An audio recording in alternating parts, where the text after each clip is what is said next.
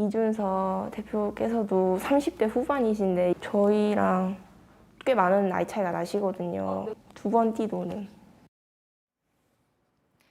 젊은 정치가 화두인 요즘, 정작 청소년들은 청년 정치라는 말에서부터 고개를 갸웃합니다.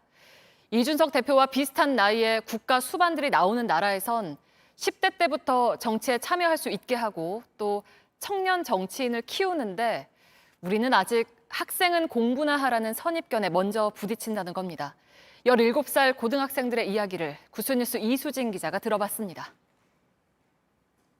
청소년도 사회 문제나 정치 문제에 관심을 갖고 의견을 제시해야 한다. 그렇다고 답한 비율이 10명 중 9명 가까이가 됩니다.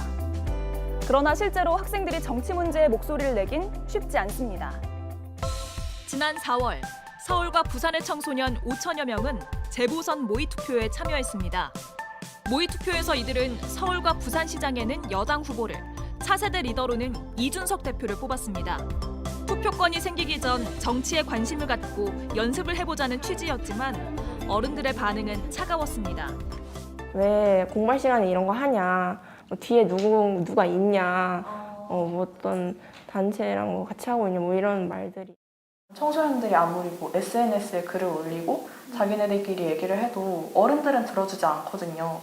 왜 벌써부터 이런 나이에 정치에 참여하냐고. 저희 담임 선생님도 너 무슨 커서 정치인 될 거냐고. 모의투표하기도 쉽지 않았습니다. 열심히 해서도 중고등학생 모의투표는 상당히 이제 문제점이 많고 법률 위반의 요소들이 많다라면서 적극적으로 이제 우려를 하시고 저희가 제 기억에 14번인가에 걸쳐서 계획안을 수정을 해서 제출을 했었습니다. 민주주의는 수업 시간에 책으로만 배우라는 건데 그마저도 잘 이루어지지 않습니다. 중학교 때 비슷한 과목이 있었거든요. 민주시민이라는 과목이 있었는데 최소한 사회 선생님이 들어오셔서 좀 민주주의에 대한 이야기를 좀 해주실까 하지 않을까 이렇게 생각을 했는데 담임 선생님이 들어오셔가지고 그냥 자습을 주시더라고요. 자습 시간을. 비슷한 상황이 반복되자 선거관리위원회는 지난달 모의투표와 청소년 참정권 확대 등에 대한 개정 의견을 국회에 제출했습니다. 이를 기반으로 국회는 지난 3일 청소년 참정권 확대 3법을 발의했습니다. 하지만 비슷한 법안이 지난해 발의돼 반년 넘게 계류 중인 상태. 필요할 때만 구색 맞추기로 내놓는 말뿐인 청년 정치의 현실입니다. 청소년들은 10대는 미숙하다, 입시가 먼저라는 이유로 무조건 못하게 하고 안 하게 하는 것보다 훈련과 교육을 통해 성숙한 시민을 키워나가야 한다고 목소리를 높입니다.